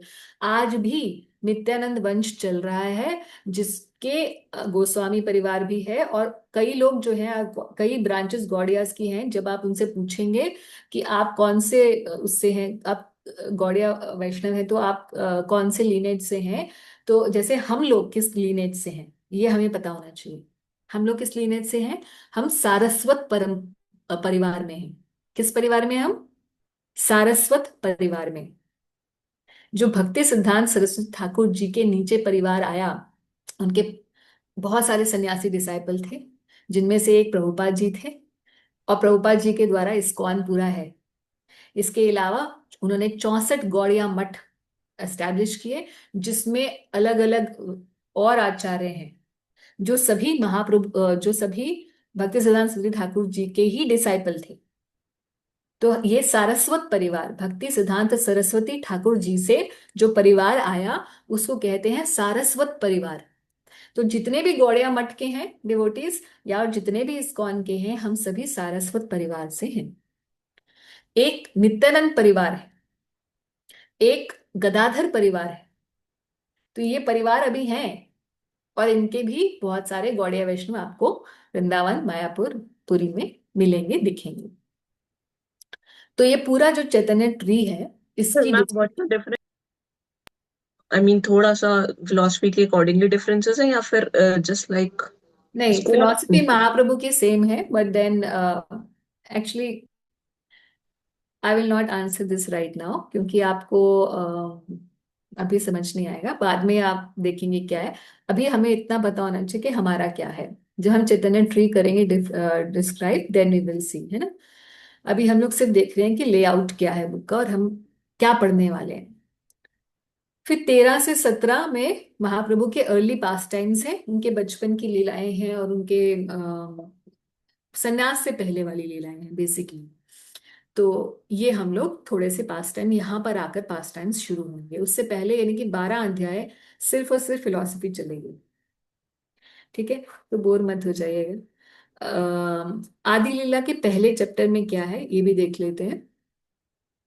पहले 14 श्लोक जो हैं ये मंगलाचरण के हैं,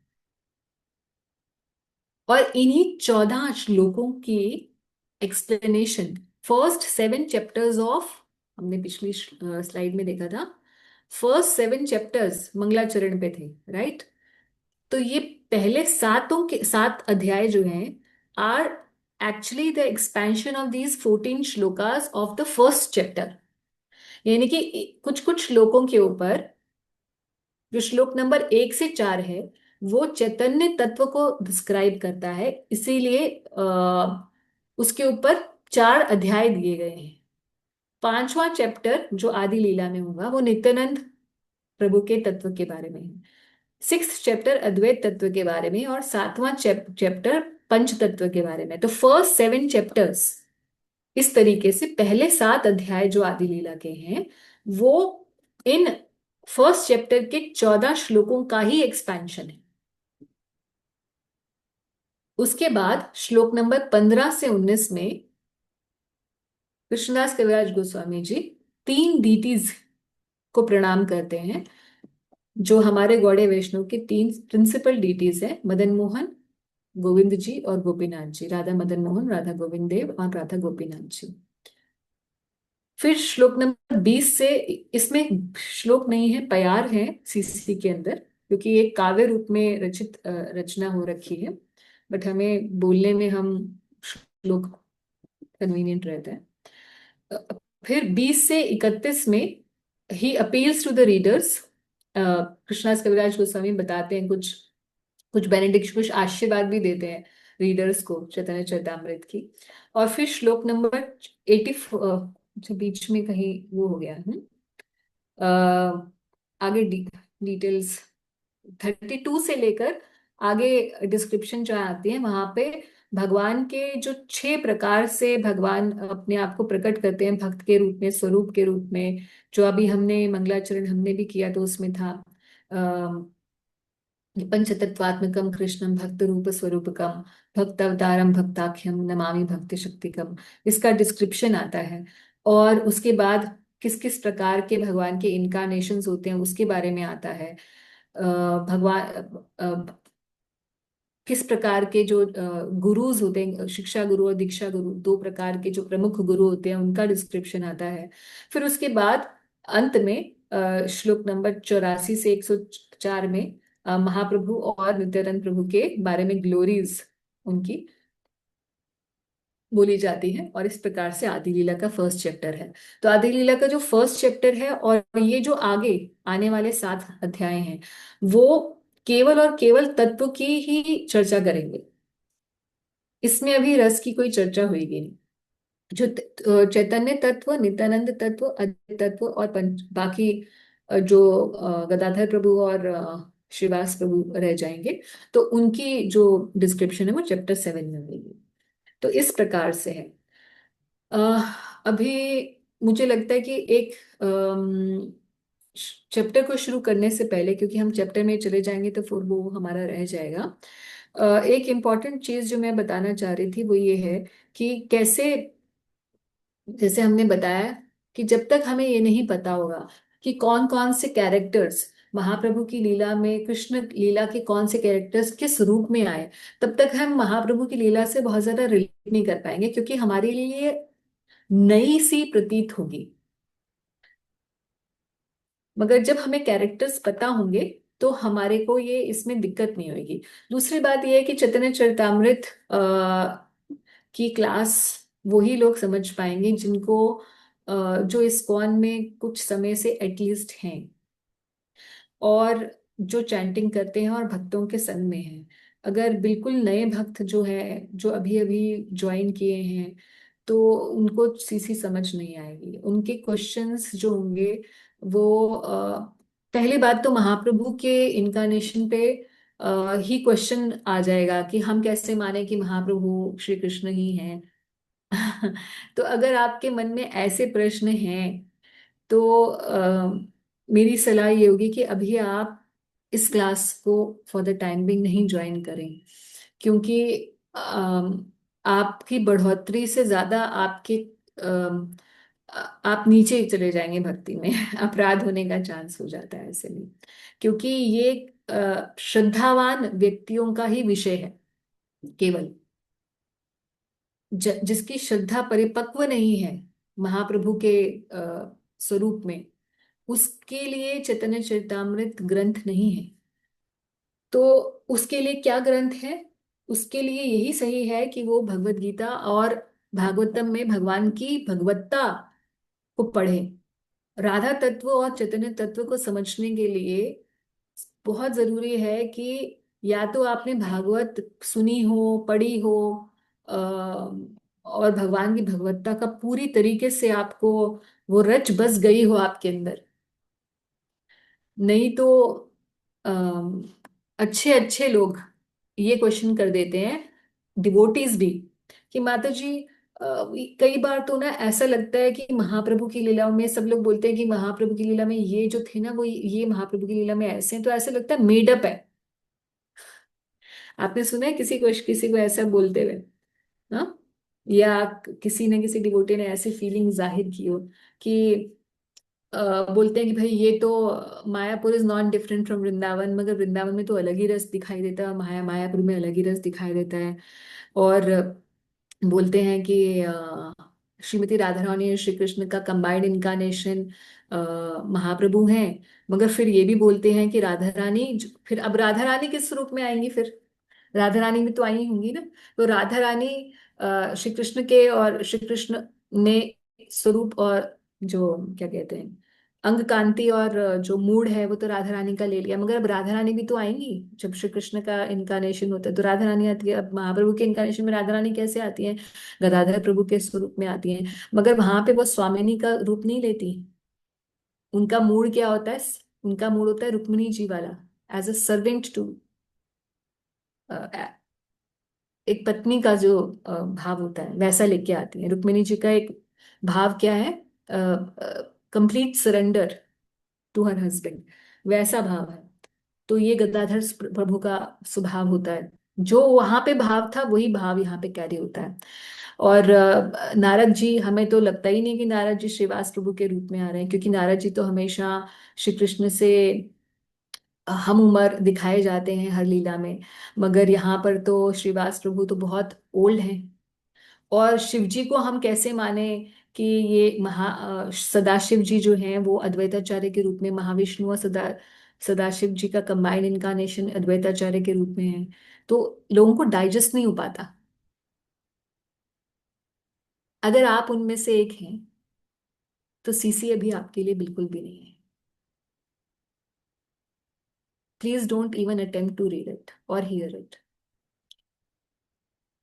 क्योंकि अगर आपकी श्रद्धा नहीं बनेगी चैतन्य अवतार में, प्रैक्टिकली आप गौड़ीय वैष्णव नहीं बन पाएंगे। और अगर अभी नहीं है, कोई उसमें ऐसी बात नहीं।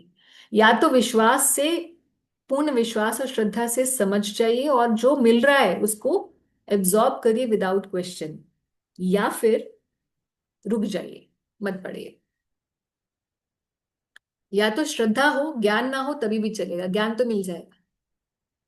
मगर श्रद्धा वैसी नहीं है गौर अवतार में, तो मुश्किल हो जाएगी आपके लिए सीसी पढ़ने में। फिर आप कृष्ण के बारे में पढ़िए, भगवत गीता भागवतम पढ़िए, अलग अलग इनकारनेशन के बारे में पढ़िए। धीरे धीरे धीरे धीरे आपको यहाँ पर रुचि हो जाएगी। तो एक महाप्रभु के एक भक्त हुए, कवि कर्णपुर, जो महाप्रभु के बड़े कृपा पात्र थे। और उन्होंने जैसे कौन कौन सा भक्त श्री कृष्ण लीला में, गौर लीला में क्या पात्र के रूप में आया, इसको डिस्क्राइब किया है। इस बुक का नाम है गौर गणोदेश दीपिका। अब जब आप महाप्रभु की जोन में आते हैं ना, तो आपको अलग अलग ग्रंथों के बारे में पता चलता है, गौड़ीय ग्रंथों के बारे में। क्यों मैंने ये सब पहले जो बोला, डिस्क्लेमर दिया कि अगर आपको श्रद्धा नहीं है इधर बताइए, क्योंकि जब आपको गौर तत्व के प्रति श्रद्धा नहीं होगी ना, तो आप कवि कर्णपुर को क्या ही समझेंगे, कैसे समझ पाएंगे? है ना? ये वही गोपियां जो है यहाँ साधक वेश में आ रही हैं, कैसे आपको पता है? आपको गोपियों के ही नाम नहीं पता, आपको उन पात्रों के ही नाम नहीं पता, आपको कैसे आप पता चलेगा कि महाप्रभु की लीला में उसको क्या बन क्या है? पहले ही फर्स्ट कैरेक्टर रेफरेंस ही नहीं आपको क्लियर है, तो उसका कन्वर्जन कैसे क्लियर होगा? है ना? तो गौर गौड़े दोष दीपिका मैंने सामने खोली हुई है, स्क्रीन पे दिख रही है क्या? Yes, no? यस माताजी। दिख रही है। यस माता जी। Okay. तो ये इस्कॉन डिजायर ट्री पर है, you can download see that. तो कवि कर्णपुर जी लिख रहे हैं महाप्रभु के भक्तों का परिचय देते हुए, सारे नहीं पढ़ेंगे, लंबा है, कुछ कुछ पढ़ेंगे। हाँ, तो बता रहे हैं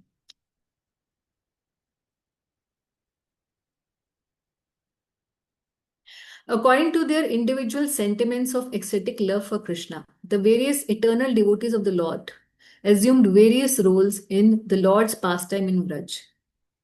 The cowherd man named Parjanya. Parजन्य कौन है जानते हैं आप? श्री कृष्ण लीला में परजन्य कौन है? अब सामने से स्क्रीन से देखकर बताएंगे। श्री कृष्ण के दादाजी का नाम है परजन्य महाराज, नंद महाराज के पिताजी परजन्य महाराज ने। तो ये परजन्य महाराज महाप्रभु के पास टाइम में क्या बन के आएंगे? महाप्रभु के दादा, सिंपल, ठीक है। So cowherd man named Parjanya, who was Krishna's paternal grandfather in Vrindavan, took birth in the town of Srihata during Lord Chaitanya's pastime. Parjanya took the name Upendra Mishra and became the father of 7 sons. Upendra मिश्र के बेटे कौन हुए? जगन्नाथ मिश्र। जगन्नाथ मिश्र कौन हुए? नंद महाराज। सची माता कौन हुई? यशोदा मैया। The gopi named Variyasi Devi, who was Krishna's paternal grandmother in Vraj. तो अभी तक आपने, हो सकता है कई भक्तों ने ये नहीं सुना हो कि कृष्णा की दादी का नाम क्या था। पहले सुना है कभी कृष्णा की दादी का नाम? पहली बार सुना है मैम। फर्स्ट टाइम ना। बात यही है कि जब महाप्रभु के बारे में आप पढ़ना शुरू करेंगे ना, तो आपको कृष्ण लीला और क्लियर होती चली जाएगी। तो आपको कृष्ण लीला के कैरेक्टर्स पता चलेंगे कि उनका स्वभाव क्या था, क्योंकि कृष्ण लीला में भागवत में तो डिस्क्राइब नहीं है कई भक्तों का नाम से। किसी सखा का नाम लिखा हुआ है, बहुत ही, आई डोंट थिंक किसी सखा का नाम लिखा है या किसी सखी का उस तरीके से नाम लिखा है।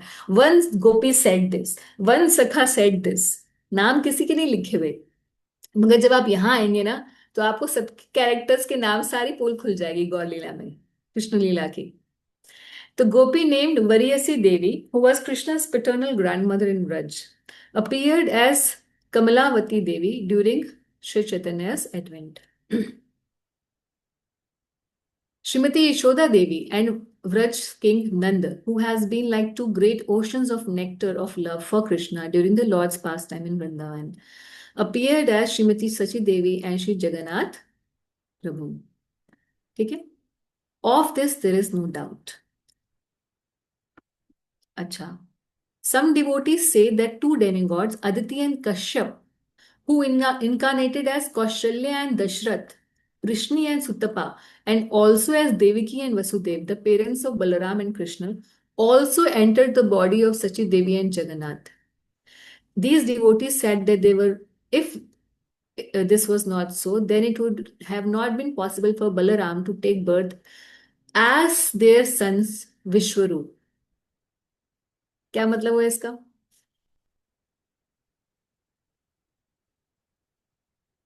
विश्वरूप जो थे वो महाप्रभु के बड़े भाई थे, जो सन्यास लेके छोटी एज में चले गए थे। हम सब ये जानते हैं कि नित्यानंद प्रभु बलराम जी हैं, मगर विश्वरूप भी बलराम जी ही थे। और गौर लीला में कई बार ये संकेत आता है कई अलग ग्रंथों में कि यही विश्वरूप बाद में नित्यानंद प्रभु के स्वरूप के साथ मिल गए। तो अदिति और कश्यप अलग अलग जन्मों में भगवान के बहुत सारे पेरेंट्स बने। जैसे अदिति और कश्यप जो है भगवान वामन देव के माता पिता हैं, है ना। कौशल्या एंड दशरथ भगवान राम के, वृष्णि एंड सुतपा ये देवकी और वसुदेव बनकर आते हैं ना, हम भागवत के निर्णय से ये समझते हैं। तो ये सभी जो भी पेरेंटल रोल में रहे हैं, जितने भी कैरेक्टर्स, वो सभी भी सचिदेव और जगन्नाथ मिश्र के स्वरूप में ही। अब यहाँ पे आप देखेंगे गौड़ लीला में ना, एक ही स्वरूप में कई स्वरूप होते हैं, कई भक्त एक ही स्वरूप का आश्रय ले लेते हैं। तो ये भी आप, जैसे Advaita Acharya, he is a combined incarnation of Sadashiv as well as Mahavishnu. It's a combined incarnation. So similarly, Sachi Devi and Jagannath Mishra, who are the parents of Mahaprabhu, are the combined incarnation of various parental mood devotees. Just like Mahaprabhu is a culmination of all the avatars. Shri Krishna in his body contains all the avatars. Similarly, Mahaprabhu in his body contains all the avatars. Similarly, Sachi Devi and Jagannath Mishra, in their swarup, they combine all the parental figures of Krishna's various incarnations. Is this clear? ये बात clear होनी चाहिए भक्तों को। हम्म? माता जी clear तो है, but ये टेक्निकली वो समझ नहीं आता कि सोल सेम है ये वो। हाँ, यहाँ पर भगवान के लिए तो हम कह भगवान के लिए सोच सकते हैं, बट बाकी के लिए नहीं है। नहीं नहीं नहीं, क्योंकि ये सभी भगवान के ना, एक तो होता है सोल हमारे जैसा ना, मतलब साधक जो है, जो भगवान के परिकर होते हैं ना प्रभु जी, वो भगवान से कम नहीं होते पोटेंसी में। दे आर, वो नित्य सिद्ध होते हैं और भगवान से कम नहीं होते उनकी पोटेंसी। भगवान का ही अपना एक्सपेंडेड रूप होते हैं वो, हम्म, इसीलिए उनके लिए ये पॉसिबल है। आप ये सोचिए कि ग्रंथों में, भागवत के अंदर भी लिखा हुआ है, कश्यप, क्या क्या नाम है उनका, कर्दम मुनि।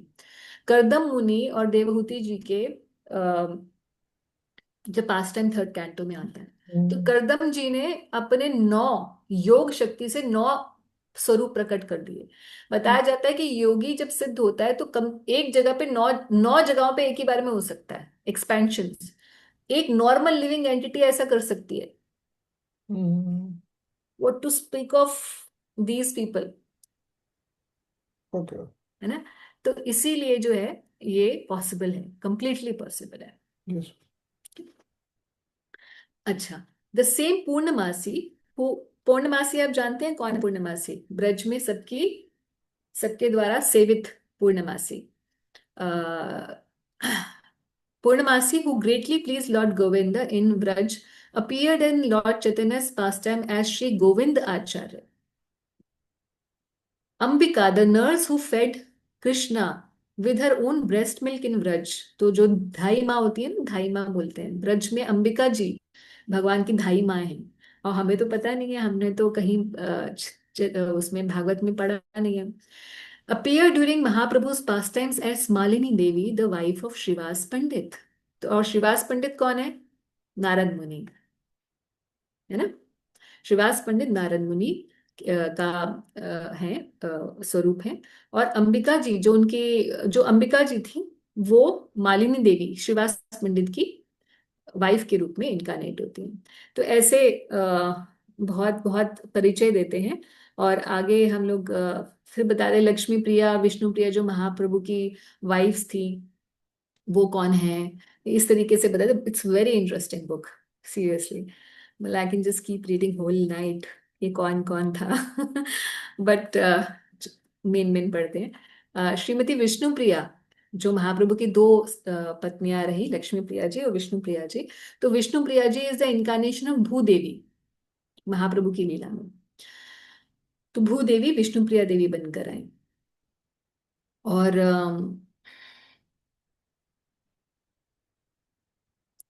the person who appeared in Lord Chaitanya's pastime as Jagadanand Pandit was actually an incarnation of Srimati Satyabhama Devi.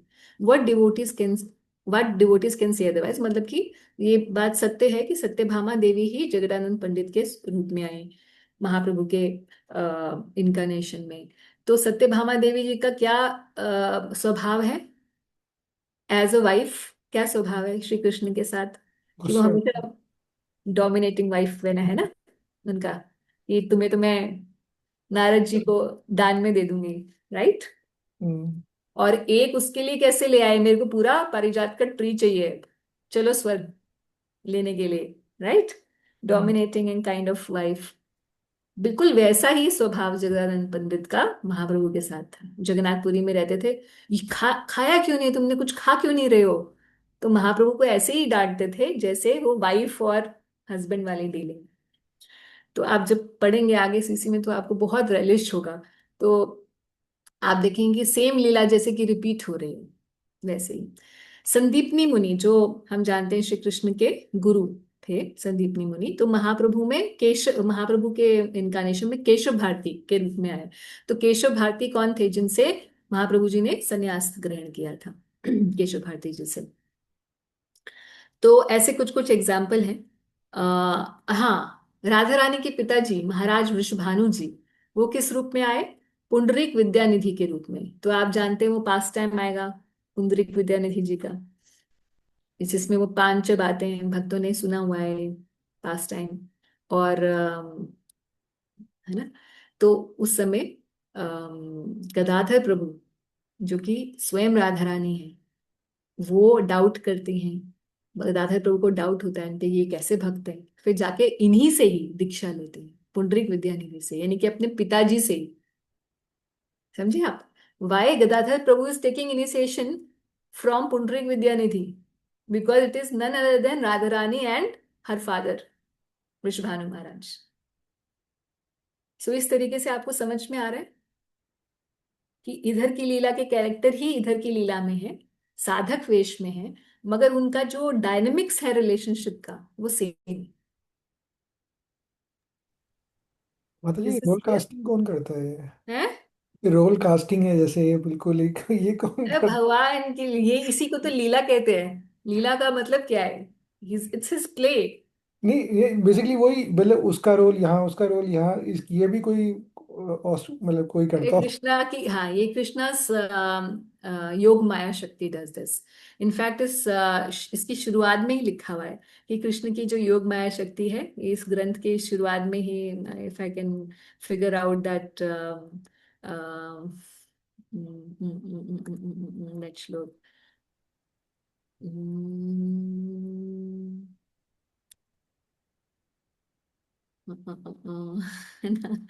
आज ही मैंने इसको खोला था। सो ओके, नाउ इसी में ही शुरुआत में 28 श्लोकों में से पहला, फर्स्ट 28 में ही इसका आंसर है, आपने जो पूछा इसका। ठीक है। सो बेसिकली तो ये बहुत लंबा ग्रंथ है, आप पढ़ लीजिएगा कहाँ पे क्या है, तो उस तरीके से आप लोग इसको रिलेट कर पाएंगे कि कैसे क्या है। और आपको जब आप पढ़ेंगे गौड़ गणोदेश दीपिका, तो आपको एक्चुअल में महाप्रभु की लीला में सेम पात्रों को देखते हुए और उनके डायनेमिक्स को देखते हुए आपको बहुत मजा आएगा लीला को पढ़ने में। ठीक है। आज तो काफी समय हो गया है, हमने आदि लीला शुरू नहीं की है, और मेरा इंटेंशन भी यही था कि आज हम आदि लीला शुरू ना करें, थोड़ा सा एक ब्रॉड जनरल अंडरस्टैंडिंग रखें, क्योंकि पूरा मैसेज भी सब डिवोटीज को जा नहीं पाया था। बट अगली बार से हम लोग आदि लीला को स्टार्ट करेंगे। तो एक ऑप्शन ये है कि my husband told me never give options to devotees, क्योंकि सबके अलग अलग मत होते हैं। छोड़िए। हो सकता है कि हम लोग ऐसे पढ़ेंगे कि हम लोग वन वन श्लोक करके जाएं, रीडिंग करें, और जहां जहां एक्सप्लेनेशन की जरूरत होगी वहां पे we will dwell into it, और otherwise we will just summarise, क्योंकि बहुत लंबे लंबे हैं, 100 150 एक में ही श्लोक होते हैं। तो ऐसे हम लोग चलेंगे तो शायद 7 8 साल में भी सीसी कंप्लीट नहीं हो पाएगी। तो थोड़ा उसको ऐसे कंसाइज करके करेंगे कि हम अपना अम, संतुलन बना सकें थोड़ा सा।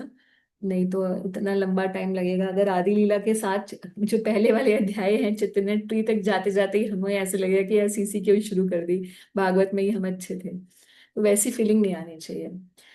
रस आना चाहिए। That's the whole purpose of Chaitanya Charitamrita, कि अगर हम सीसी पढ़ के भी हमें रस ना आए तो हमें लगेगा कि इसका तो, पहले सोचते थे कि भागवत में रस आएगा, जब भगवत गीता पढ़ाते थे हमें, वो भागवत के बाद हमें बोलते सीसी और अच्छी होएगी, और यहाँ पे तो आगे कुछ और ही हो गया। ऐसी फीलिंग नहीं होनी चाहिए भक्तों को।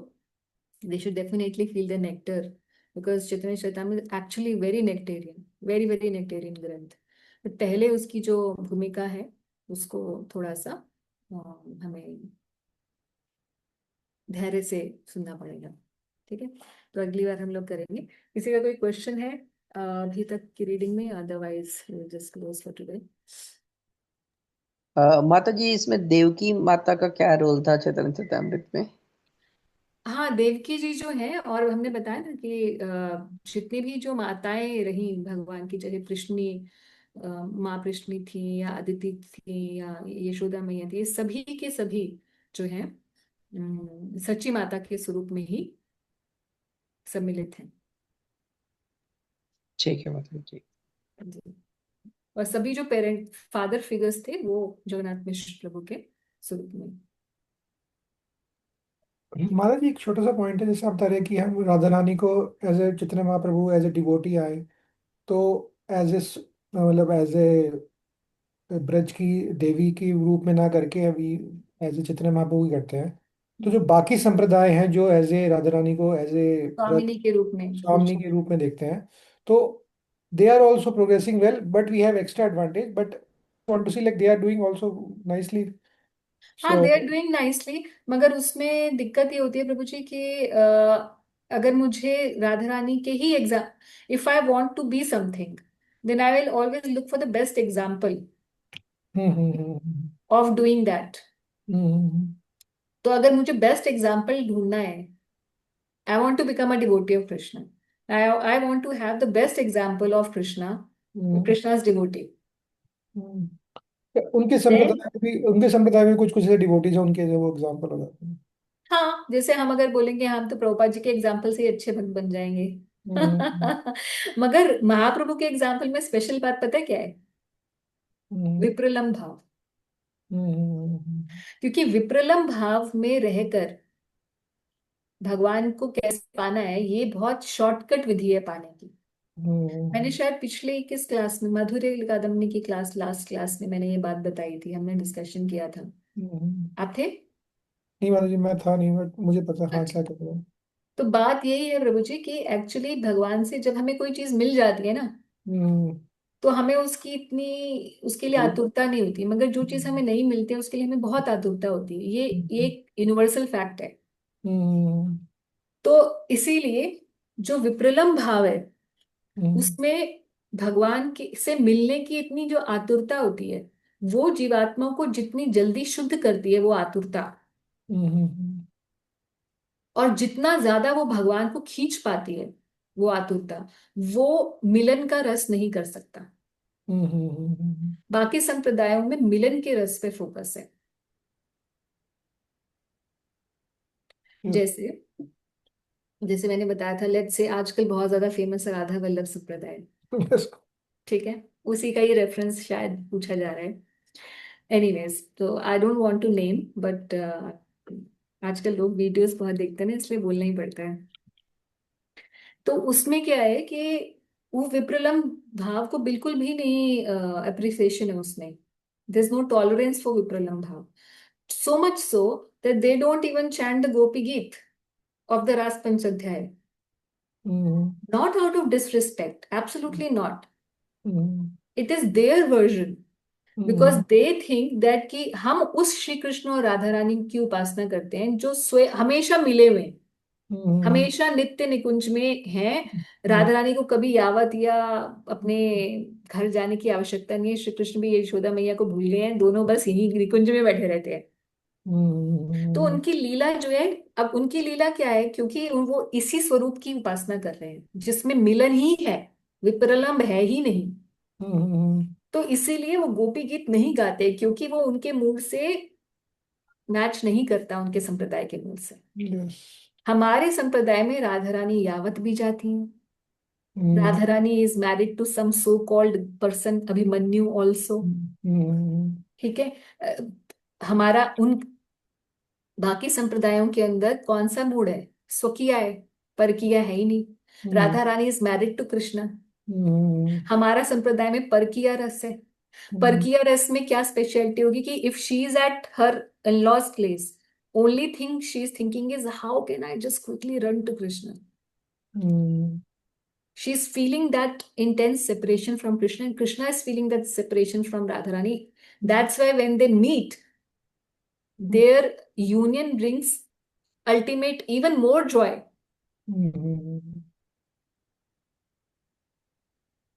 तो हम लोग स्पेसिफिकली गोपी गीत गाते हैं, वो लोग गोपी गीत को छोड़ ही देते हैं।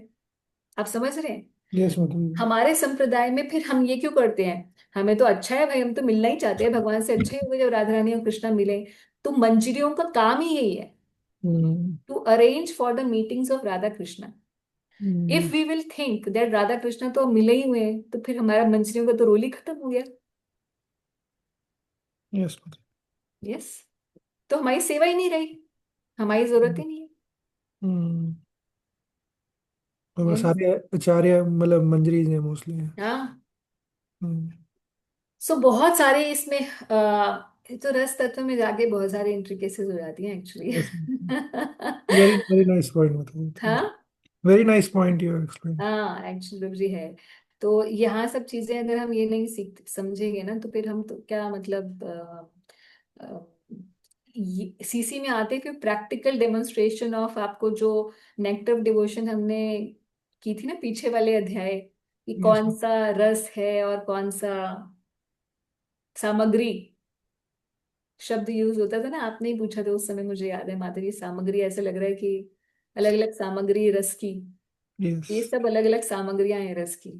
Yes, ma'am. ठीक है, ठीक है, Thank तो you. यहीं पर ही समाप्त करते हैं और अगली बार से आदि लीला को स्टार्ट करें। ठीक है, तो थैंक यू वेरी मच। हरे कृष्ण, श्रील प्रभुपाद की जय।